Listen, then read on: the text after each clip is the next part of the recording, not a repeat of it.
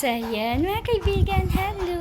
Kamusta kayo mga kaibigan? Sa wakas, nagkaroon na ng tindahan mga kaibigan at saka malaking tulong na yon.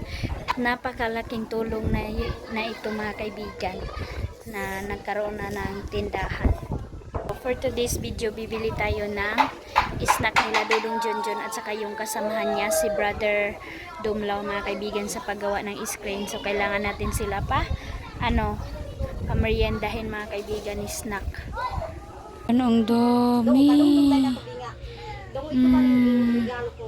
So, dito tayo mga kaibigan na yan sa wakas. Nagkaroon na ng tindahan sila mami. Napakalaking tulong na din ito sa kanila mga kaibigan. Dito tayo sa baba oh. Ito yung bahay nila dito sa floating house. Uy, tulog si Yuyo. Yan, grabe ka. Ano dito mga kaibigan oh, sulog. Pakasulog oh. Meron silang daing oh. Ayan. Ito oh. Nandoon si King at saka si si King at saka si Aileen kay ila mama doon sa tabok kasi pinatulong ni mama si Aileen sa patuyo ng daing. So sabi ni Janjan, nagchat si Janjan sa akin na nag-snack daw sila. Napakalakas ng mga kaibigan oh, tubig tapos malakas ang hangin. Ayan, ito yung tindahan nila mami. Wow, sa wakas meron na din sila tindahan. So wala silang bread, bibili sana tayo ng bread kaso walang bread. So ganyan po yung laman ng kanilang tindahan. Income po yan mga kaibigan sa pagdadaing nila. Rolling lang mga kaibigan. So malaking tulong na yun pang araw-araw mga kaibigan dito sa bahay para hindi ka na mahirapan kung walang sabon kasi mayroon ka ng sariling tindahan, hindi ka na bibili doon, aakyat ka pa. So ayan oh, ang tubig oh. Sayang talaga mga kaibigan yung pananim, yung mga kamuti, yung kamuting kahoy, napakasayang lalong na yung sinanay mga kaibigan na kinunan natin ng kamuti tops, yung udlot lunod sa baha. Ayan mga kaibigan, walang bread sila mami. Mamaya pa daw hapon darating yung ensaymada niya. Sabi niya mamaya na daw ako. So ginutom si Dudong Junjun ninyo kaya need niya magbili ng fruit soda. Sabi ko na lang biscuit or supas mga kaibigan. Napakainit, wala na namang ulan. Handa, mahiyo ko ba kalay? So, nagkuhan naman ko ng pait. So, ito na naman, mayroon naman silang ginawa. Ayan. Ayan mga kaibigan. Dahil paminsan-minsan lang kami makain ng bread dito. Buti nagbinta si mami ng bread. Kain tayo. Ayan mga kaibigan, dahil minadali ni Dudong Junjun, tumulong na ako, hindi na ako nag-video sa inyo kasi yung stand ko naiwan doon sa tabok ila mama. So 4 yung nagawa ni Dudong Junjun, tumulong ako kanina. Si Aileen Arlene nilagay namin dito oh. Tapos kinuha siya ni Sister Lalay kasi naawain ang dalawa na birthday doon kay Auntie Gaga. So ang sarap ng biko oh. Yun mga kaibigan, ang sarap ng biko oh. Wow. Kinamot na lang tayo mga kaibigan. So yan mga kaibigan, nandun na si Dudong Junjun. Grabe, nakahagard yung mukha natin. Tapos na namin yung paggawa ng screen. So mayroon siyang nalagay doon sa lake ng 4. And sobrang sakit sa kamay. Ay matagal-tagal na din kami hindi nakapag pangisda mga kaibigan. Kaya yun, excited si Dudong Junjun ninyo sa pagtaan ng screen paglagay doon sa lake. And matagal-tagal din na hindi ako nakatulong sa kanya, kaya kahit medyo mahirap mga kaibigan, tinulungan ko siya. And kanina sobrang pagod ko kasi muntik na ako disgrasya mga kaibigan sa ginawa ko dito sa bahay, sa pinagagawa ko. So ito yung dahilan kung bakit ako kanina muntik ako madisgrasya, nahulog sana ako kanina. Buti apak ako mga kaibigan, hindi ako nakabidyo kasi naiwan ko yung stand ko doon ilabyanan. So ito po. So thank you so much kay tita sa pagpadala nitong So ayan, sa sobrang lakas kanina ng hangin, so ito yung ginawa ko, trinay ko siya mga kaibigan kung anong maganda ilagay, kung saan siya maganda ilagay. So napag-isipan ko dito ko siya nilagay, and wala tayong stick, wala tayong tusok, kaya yung ginamit ko is bamboo. Hindi nga umabot doon kasi ako lang isa yung nagtrabaho, and ito sobrang sobrang taas nito, tas hindi ko siya maabot. Nagtungtong ako ng bangko mga kaibigan, muntik ako matumba kasi wala akong alalay, pero worth it naman, natapos ko siya. Ayan, ayan, inayos ko dito, and namagpag na naman tayo dito sa yung pinailaw ko na kasi gabi na. And dito din mga kaibigan sa kabila kasi mayroong naiwan, so ang ginawa ko dyan ko siya nilagay. Ano ko na lang to mga kaibigan, natatanggal na to. So sobrang bigat, hindi niya kinakaya mga kaibigan. Kanina ginanito ko siya. So napaka ganda, napakakapal ng kortina na ito. Thank you tita. So pinaghanapan ko siya talaga mga kaibigan kung saan ko ilalagay, and hindi ko din siya napunta doon kasi sobrang hirap mga kaibigan, hindi ko maabot. So i-adjust ko na lang siya, ano ko doon, ipunta ko doon para mas maluwag pa siya tingnan. So ayan yung nailagay natin dyan. So maraming salamat tita sa kortina na napakaganda. And dito nag-ano ako ng mga upuan dyan. Pinasok ko ulit itong inuupuan kasi inanuhan ni Pogi doon at sa kanila kas ginawang tulugan. Karating na si Dudong Junjun galing doon sa lake. Hello mga kaibigan, good evening, welcome dito sa labas ng bahay mga kaibigan. Wednesday today, and kaling kami sa simbahan, and tapos na po kami nagsimba, and kumain na kami ng mga bata. Si Dudong Junjun ninyo hindi pa kumain dahil ito yung ginawa niya for today's video. Ayan, work pa rin siya kahit gabi na. Ayan, hi. So ayan mga kaibigan, todo kayod kami today, and ano siya, siya yung maglalagay ng door, ito mga kaibigan, ng pultahan ba ng pagpapasukan ng isda, and ako yung magtatahi mga kaibigan kasi marunong naman ako magtahi. Siya lang yung dito kasi kailangan siya lang kasi hindi ako masyado marunong ng maglagay ng pintuan ng mga isda. So ang gagawin ni Dudong Junjun, lalagyan niya lahat ng pintuan, and ako na yung magtatahi para din makagawa din siya ng kanya. So tatulungan ko siya for today evening kasi si Arlene tulog na. Sobrang tired ni Arlene, sobrang gulo doon simbahan kasi iyak talaga siya kasi ano na siya, antok na siya mga kaibigan. And maulan pa rin dito sa amin sa Agusan Mars, and sana dyan sa inyo mga kaibigan hindi. So excited na ang all, nababaha pa ba or hindi na, kasi excited na ang lahat kasi nakaready na ang iba mga kaibigan ng bamboo, yung iba wala pang budget, and then yung iba marami ng screen, yung iba wala pa din, walang screen, so hindi pa nakagawa, kaya hindi lahat pantay mga kaibigan. Mayroon talagang wala, meron, ganun ang buhay.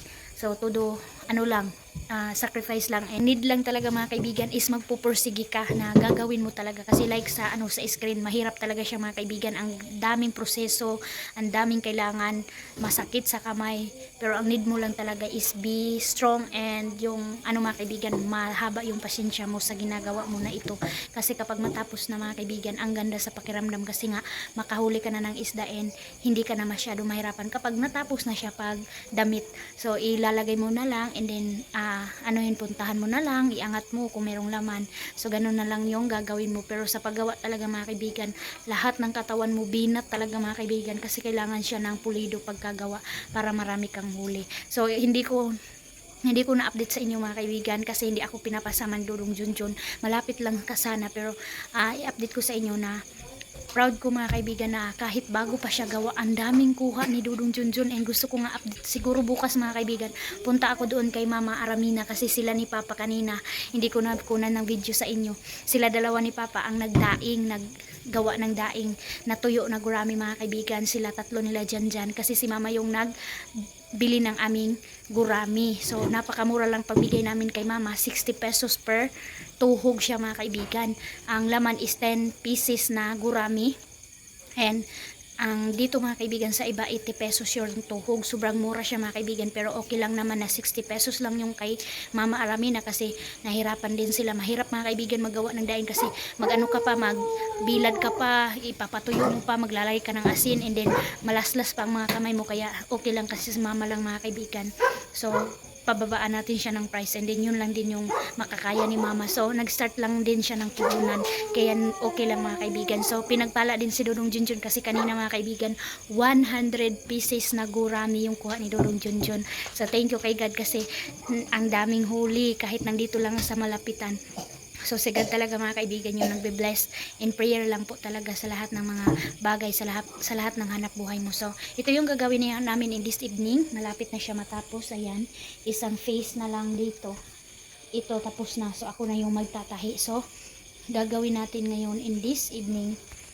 Yung dalawa busy sa kanilang ginagawa, nag-drawing siguro yan sila sa mga nila, project nila. So bukas mga kaibigan, mag 7 months na si Arlene ninyo. So dito naayos ko na siya dyan mga kaibigan sa divider. Nagsuggest talaga si Dodong Junjun mga kaibigan, bakit hindi ko dyan natapos.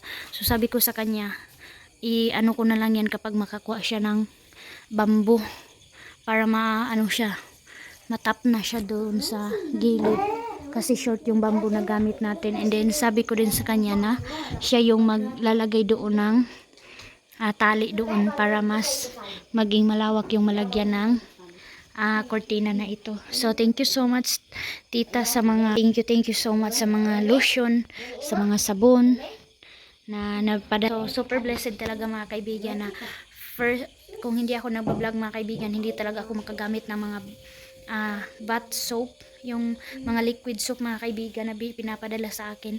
And sobrang tinitipid ko siya mga kaibigan, lalong lalo na yung mga pinadala ni tita, shampoo, cream silk, ganun ang nag-effort talaga. And mga Colgate ang dami, at saka ang bango ng shampoo at saka ng conditioner.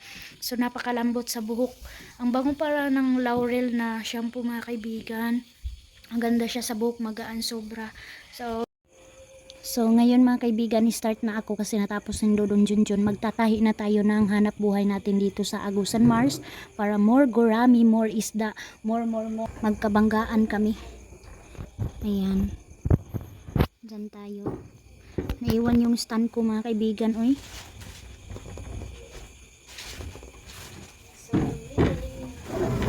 Let's do it.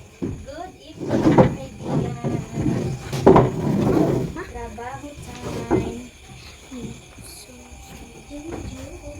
Trabaho tayo.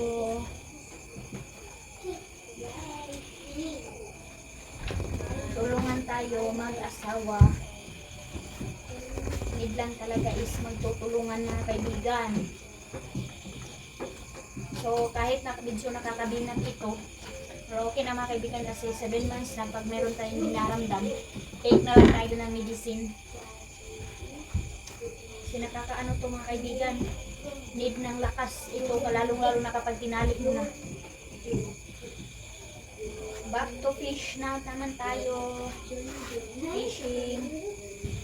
Back to tahi-tahi na naman tayo sa net. Arlene ba? Awang ko ni Arlene. Arlene na kakain.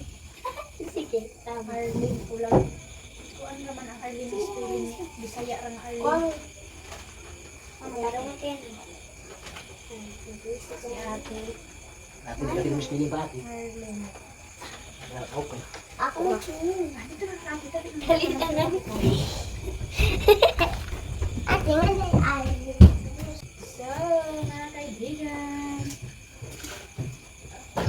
trabaho time para sa live, para sa birthday na mga bilihin, kasi every month lang tayo makapera.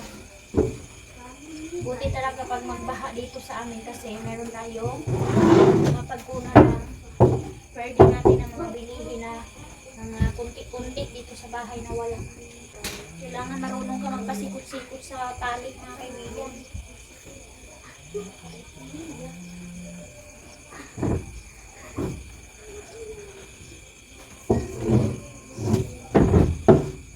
Kailangan mo matuto dito sa buhay namin dito mga kaibigan kasi kapag hindi ka mag-practice, wala ka mga kaibigan. Wala kang income. Tapos Mahal na ang pagpagawa.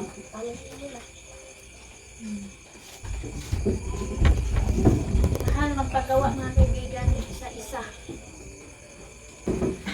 Sasakit ang balakang at saka yung dito ng mga kaibigan dinipis dahil sa pagpaikutik mo ng nylon. Yay! Ganyan siya mga kaibigan. Kita ko sa inyo paano magtahi. Kailangan siya paulit-ulit times 3 yung pagkaikot mo sa dito banda. 1, 2, 3. Shout out sa mga fisher na nakagawa ng screen. Gawa na kayo ng ganito kapag mayroong malapit sa inyo na sapa. Maganda po ang screen na hanap buhay na kaibigan. Kasi ilalagay mo lang siya. Kahit ilang day mo siya kukunin, hindi mapano yung isda. Hindi mapatay.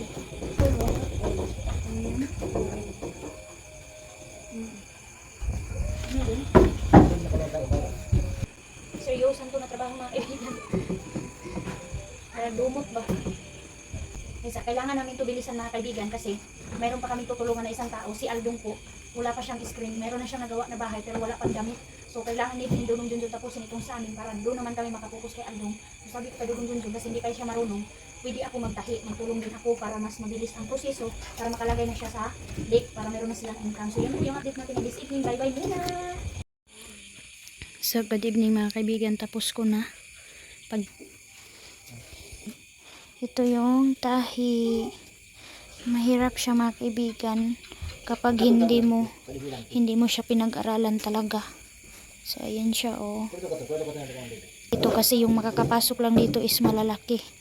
Yung tamang-tama yung laki mga kaibigan, hindi yung maliliit na makukuha. Kasi yung lahat ng nakalagay dito is mabibili siya mga kaibigan. Good at saka small.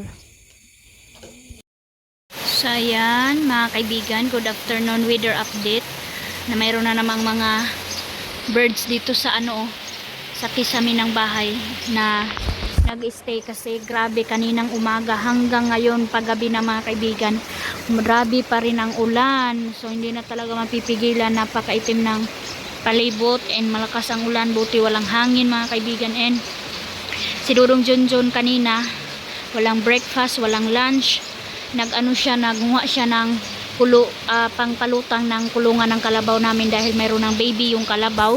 So tinulungan niya si Uncle Sama para makakuha ng bambu at saka batangan. So hindi ako nakapunta doon nila mama pag-update sa kanilang tuyo kung ano na nangyari o kung saan nila nilagay. Hindi ako makaalis kasi maulan, hindi ko madala si Arlene, and grabe ang busy ng mga tao sa paggawa ng screen. And kanina mga kaibigan, nakatapos ako ng 12 pieces na pagdamit ng screen ni Aldong.